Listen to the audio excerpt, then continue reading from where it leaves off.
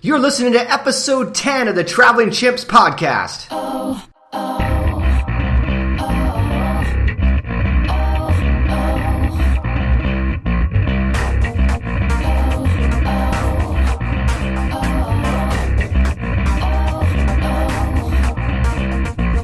On this week's podcast, I interview Adam Greenberg, who has used creative programs like AmeriCorps to travel with intention. But first, the Amazon Travel Accessory of the Week. This week's Amazon Travel Accessory of the Week is the LG Nexus 5X unlocked smartphone. It's black and it's 32 gigs and it's unlocked and will work anywhere in the world. So one thing you want to make sure you have is a phone that is GSM, not CDMA, but GSM. And this phone actually is multi-mode, meaning that it'll actually work on both networks. But anywhere out of the United States, a GSM phone is the way to go. This one's unlocked, so you can find a SIM card in the native country that you're in. Grab the SIM card, plug it in there, and fire the thing up, and it should work for you great. It's $370. The thing works awesome. It's totally worth the money. You can go to travelingchimps.com right now, right-hand side, look for the Amazon portal, click that portal, it'll take you to Amazon, do all of your shopping, and we get a small fraction of Amazon's profits. Doesn't come out of your money, comes out of Amazon's money. Helps us out a little bit. LG Nexus 5X unlocked smartphone is the Amazon Travel Accessory of the Week. This week's podcast and all of our podcasts are also brought to you by housecarers.com. I get asked all the time, dude, how do you find these house sits? Well, the way I do that is with housecarers.com. Go sign up today. It's $50 for the year. I say this all the time. It's basically the price of one night stay in a cheap motel through Priceline or Hotwire. So for one night stay, you get a whole year's membership to housecarers.com. You'll receive notifications of house sit opportunities for your chosen location. You'll be found in searches for house sitters. You'll receive tips, guides, and more. You'll maximize your opportunities by registering with House Carers, securely matching homeowners with house sitters since October of 2000. Opportunities across the United States and around the world. And I know I've said this like 15 times, but you can also find them like we did in Mexico for an 8-month stint. housecarers.com. Go to travelingchimps.com, right-hand side, look for the ad, click on the House Carers ad, and sign up today. You'll be glad you did.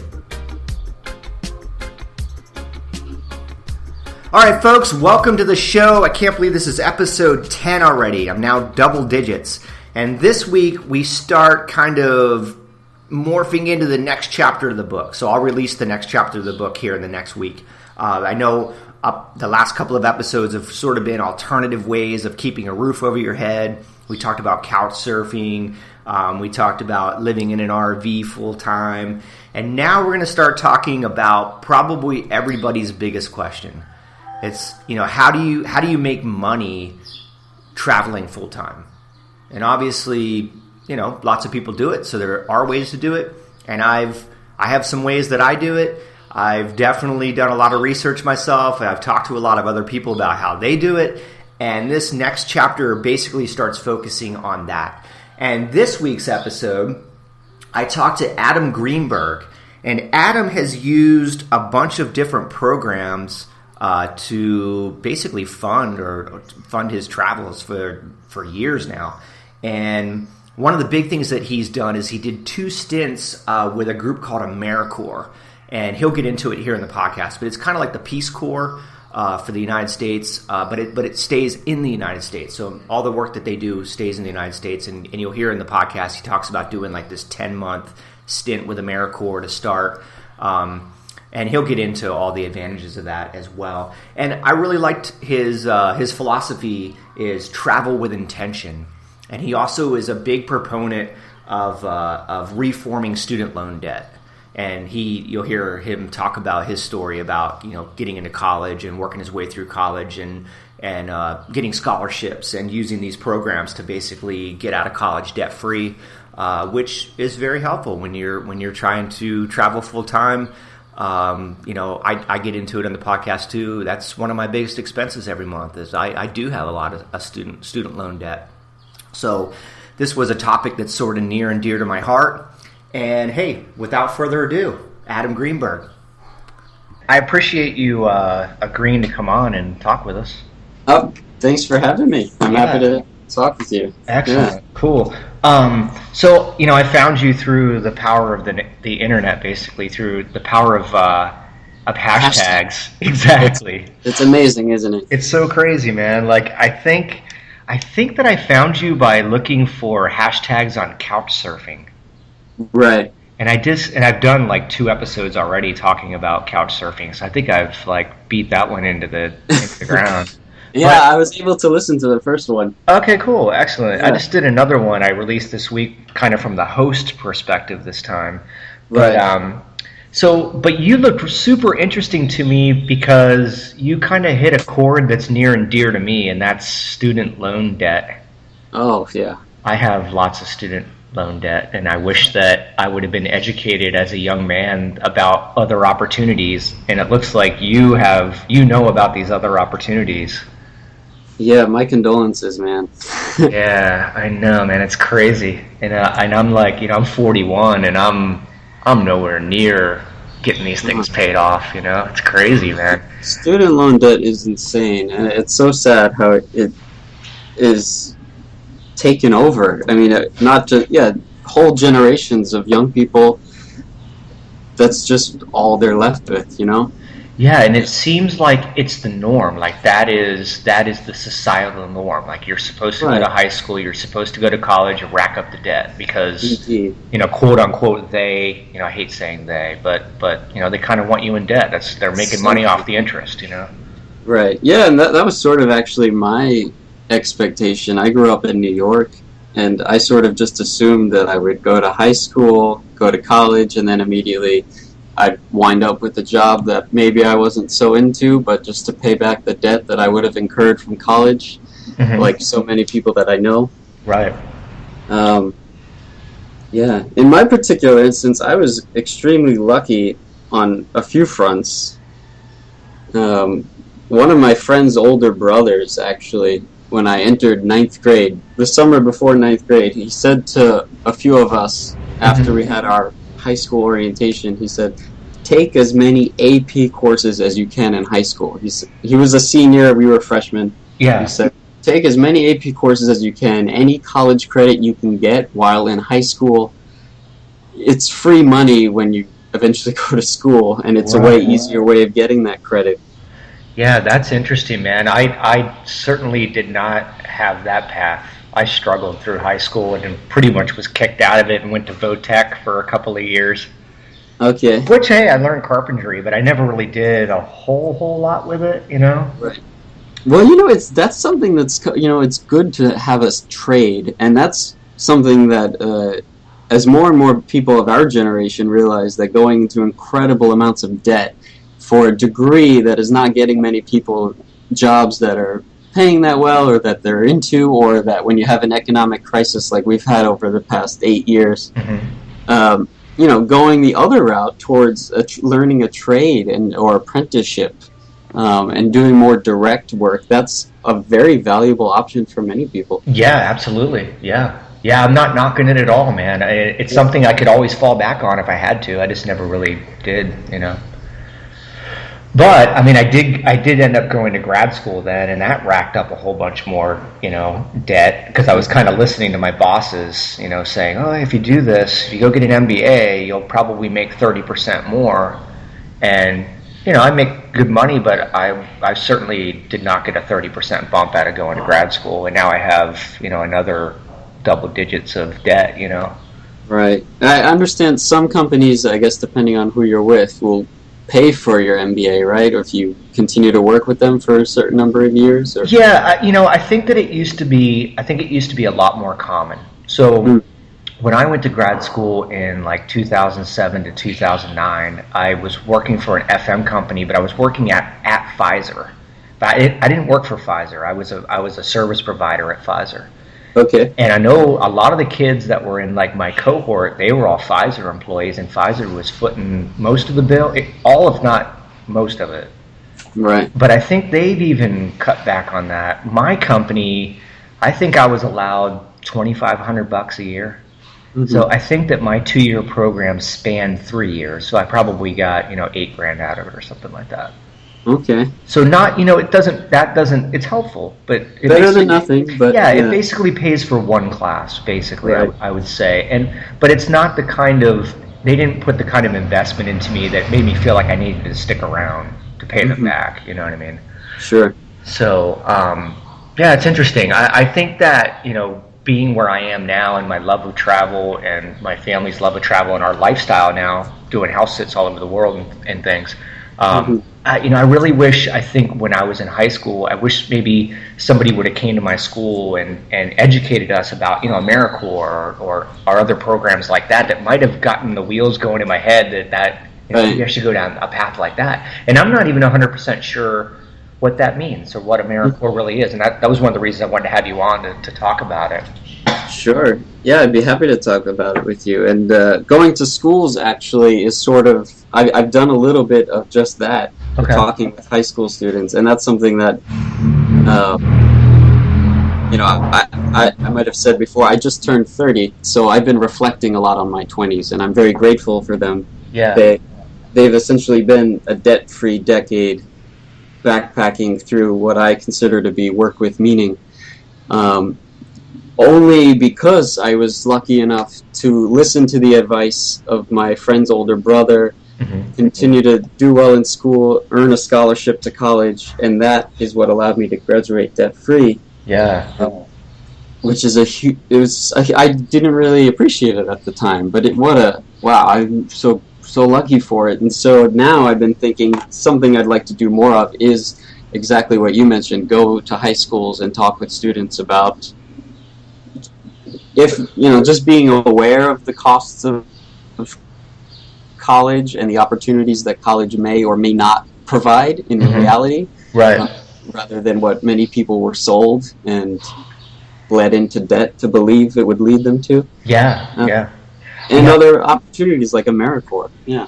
Yeah, absolutely. I mean, I kind of feel like I almost felt like I went in there with blinders when I agreed to those, at least in undergrad. It's just kind of like, oh, that's just what you do. You take on all this debt to, and I kept thinking, yeah, but I'm going to make so much money. I'll pay this off in like 5 years. You know what I mean? Right. And that's just not the reality of things, man. And so I think it would be a very, very valuable thing for you to do that and to continue to educate people in that manner. And that's what, one of the reasons I like doing this podcast is just getting this message out as well, Yeah. Well, thank you for helping me formulate this as I go through the process of working it out of my head. So cool. Yeah, I think the average student debt, a few years ago even, it was $26,000 per student, but now I think it's gone up to near 30.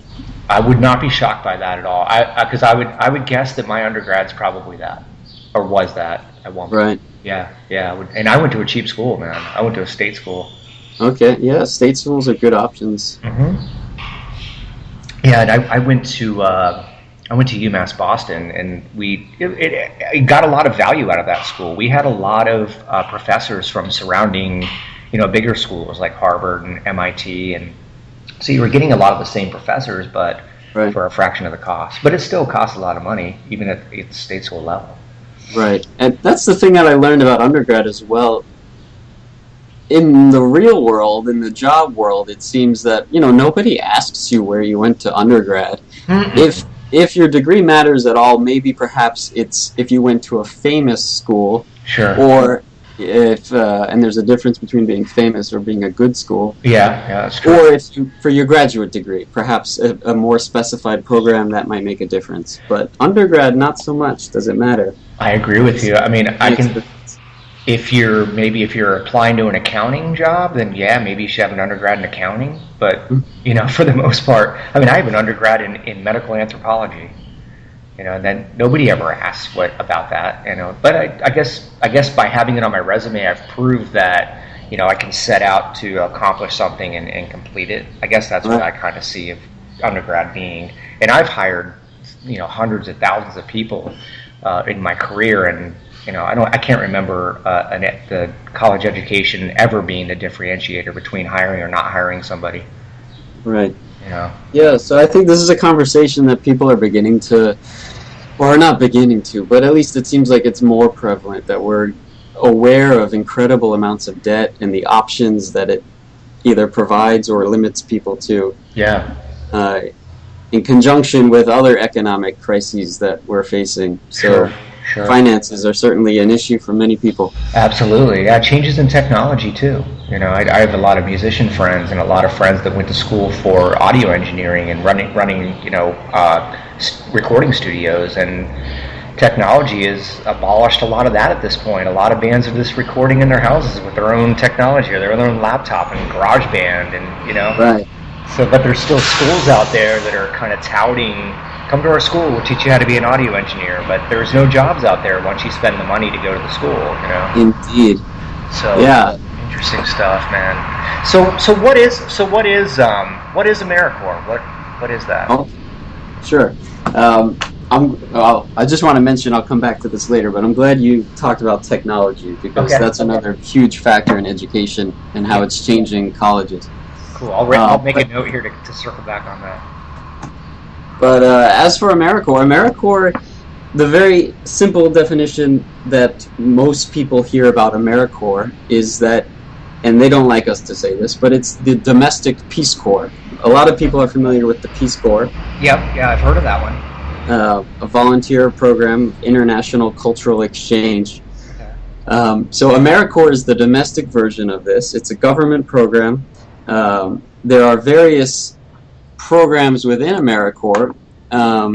The one I did is called NCCC. It's the National Civilian Community Corps. Okay.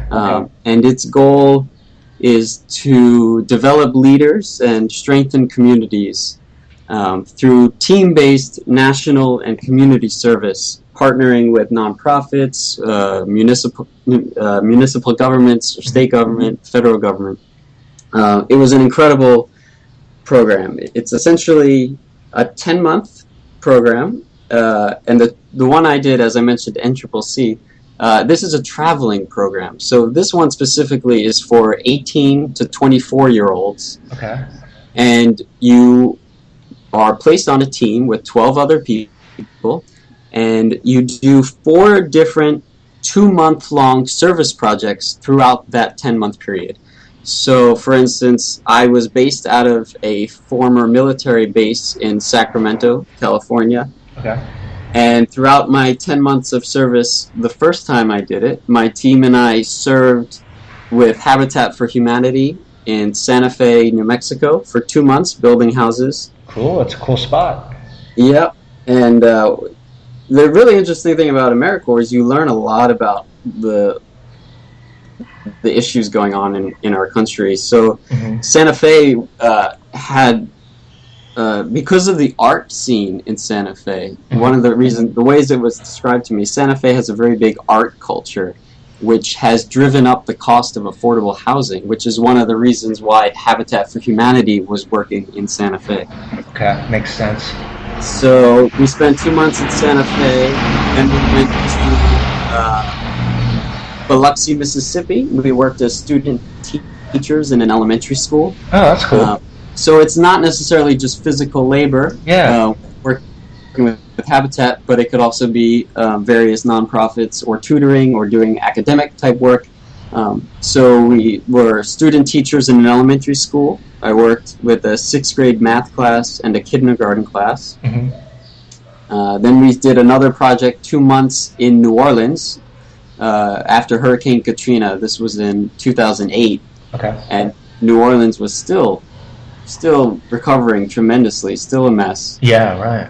Nearly 3 years later. Yep.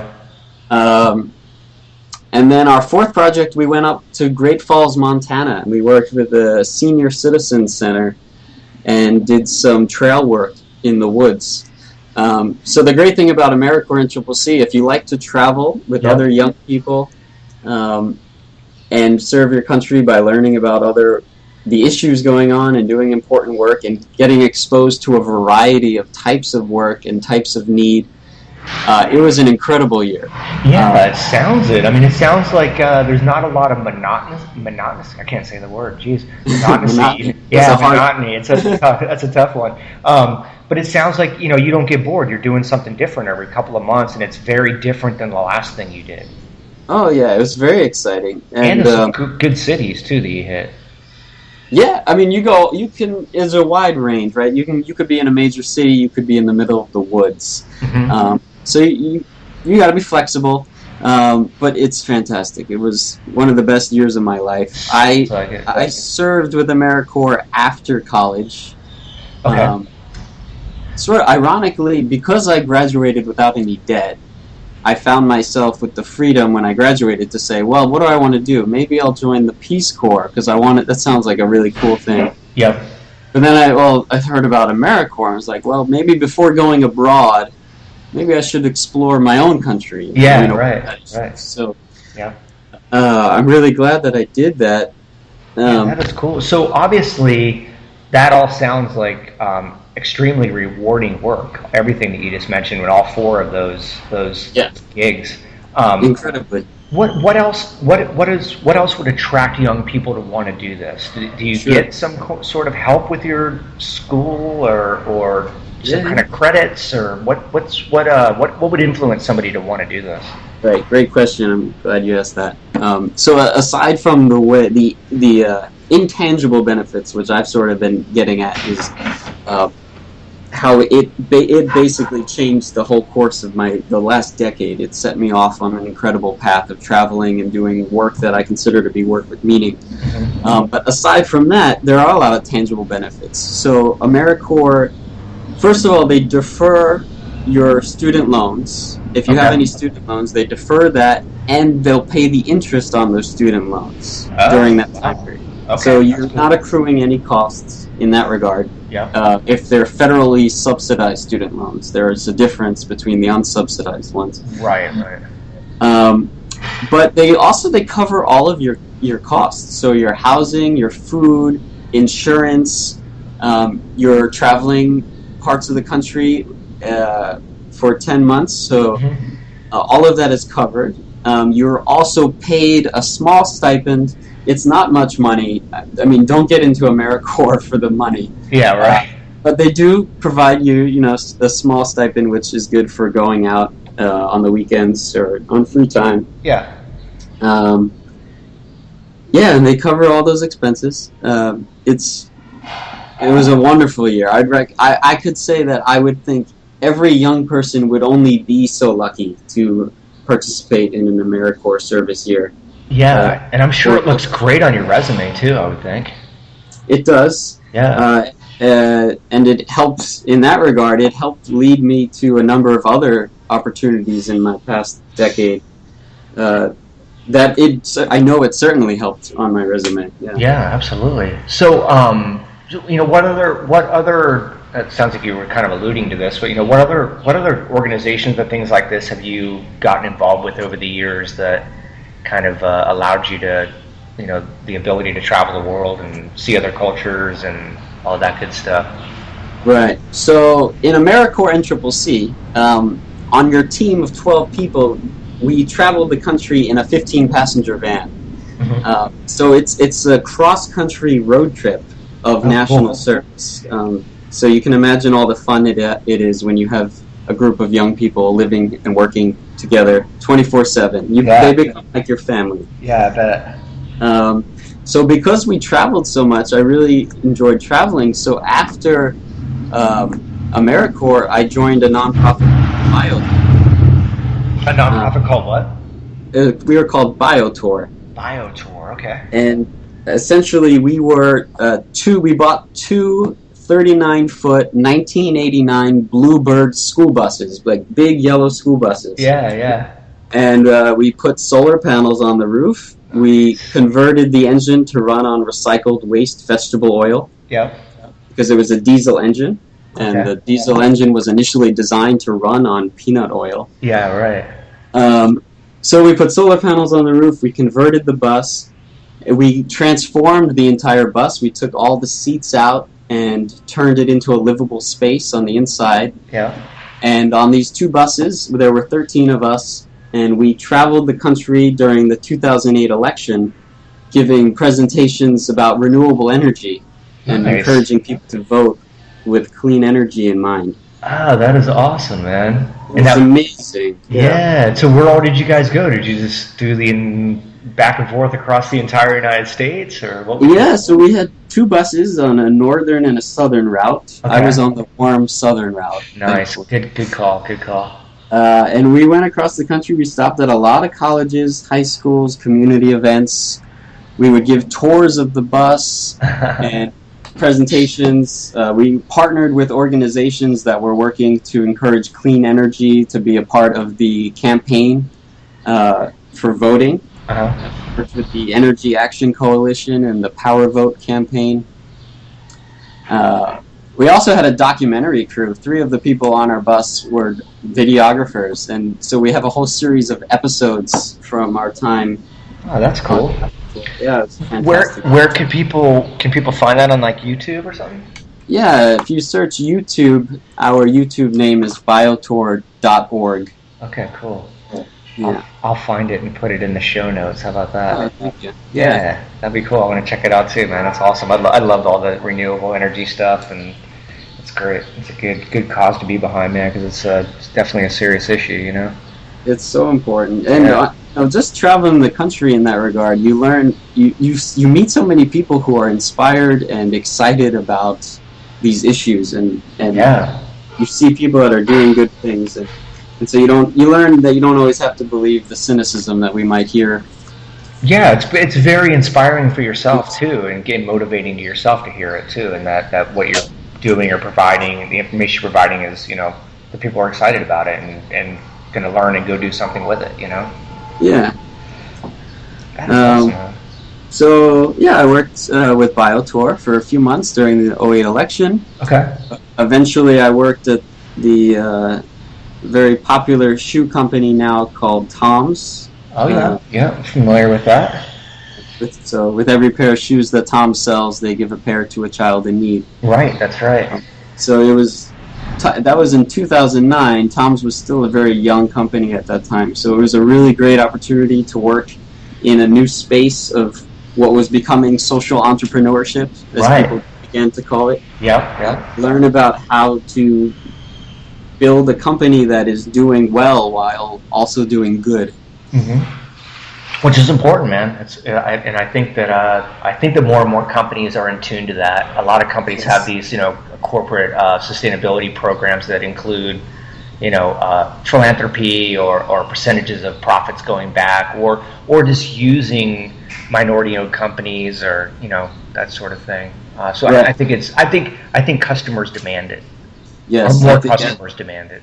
Right. As we move forward, it seems that's what people are paying attention to. Those are the companies, when you incorporate giving into your business model. I mean, it's great also to do it as a CSR approach, but also when it's built into the fabric of your business model from the get-go.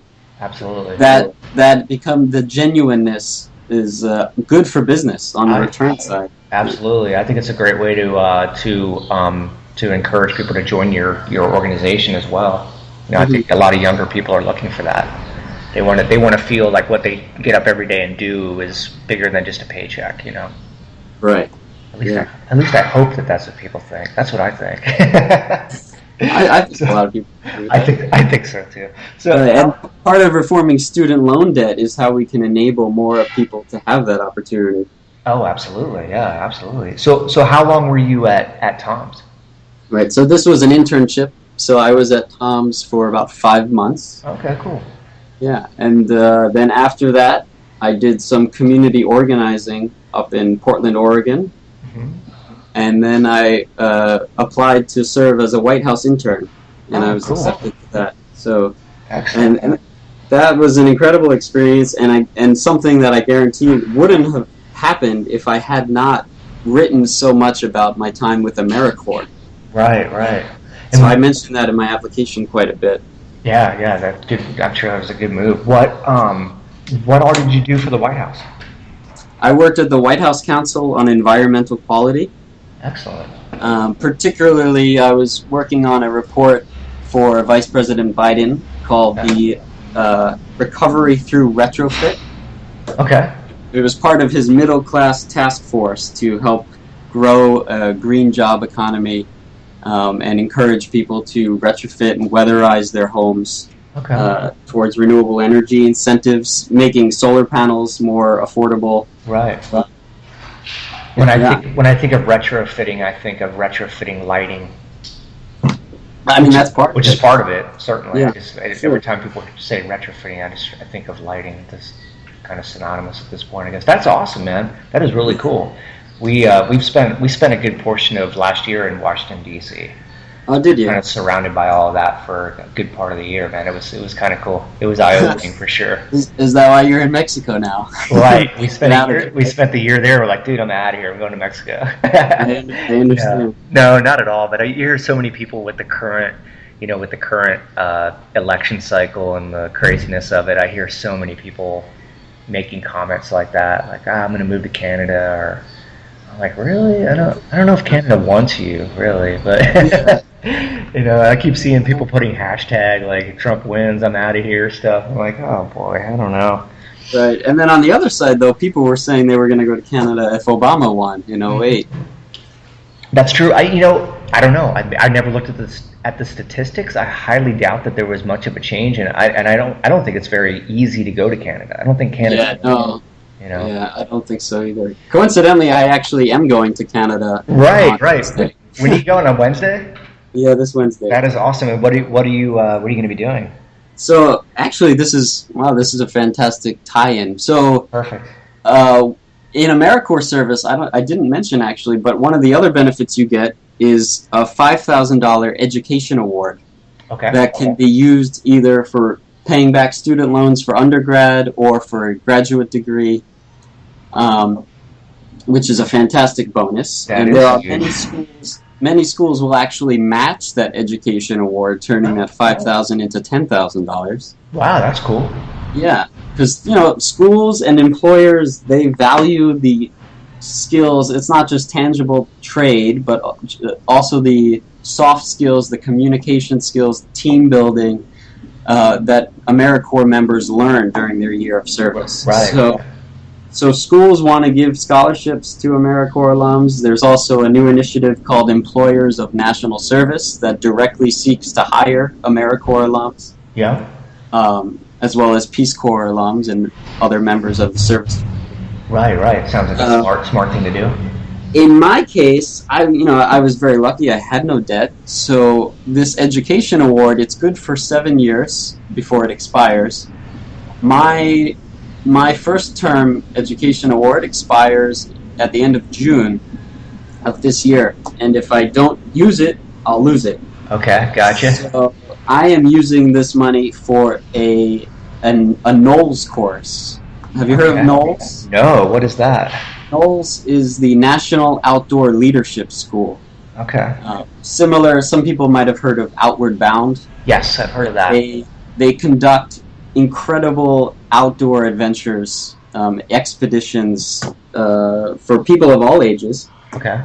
So I will be using my education award money from AmeriCorps to enjoy a 2-month course in Canada. Excellent, man. That's cool. Do you get that is amazing. Do you get some kind of certificate or something at the completion of this that allows you to kind of like go out and become a tour guide kind of thing, or? Yeah, so NOLS, they do outdoor leadership. So if you're interested in that sort of field, they do offer courses that train you to be a wilderness first responder or wilderness first aid certified, as well as CPR and all of those, the medical aspects you learn, as well as leave no trace certifications. Okay. The particular course that I'm doing, I'll be sea kayaking around Vancouver Island for 1 month. Oh man, that sounds beautiful. And then it will be incredibly beautiful. Yeah, I'm sure. Then we're going to do a wilderness first aid course for a few days. Oh, that's good. That's a good one too, man. It's always good to know how to be safe in the woods. Yeah, absolutely. And then our second month will be glacial mountaineering. Nice. That sounds dangerous. Well, good thing that we'll have some guides who know what they're doing. And some good clamp-ons? Yeah, a lot of gear. Yeah, I was going to say, that was going to be my next question then. Is that, did you have to go out and purchase a ton of gear to take with you, or? Well, I'm thankful. I've been backpacking for a while with my girlfriend through Asia, so I had some travel gear. I had some, but yeah, certainly for the mountaineering part, I did need to purchase some things, and the AmeriCorps money can be used for that. For That those is expenses. cool, man. That's an awesome little bonus, man. I'm jealous. Yeah, it's going to be a good trip. That's cool. But one of the other benefits of AmeriCorps service, you can also use it for fun programs like that, or even I know some people that used it to go to a hair salon school, right? So if you want to do a particular trade, even do an online course of something towards a certification, cosmetology or something, I think they call that. Right. Yeah. That's cool. So where do people go if they hear this and want to get involved? What's the best route to go to get involved? Sure. So AmeriCorps.gov is their website. I'll put that in the show notes. And AmeriCorps is CORPS, like Marine Corps. Yep.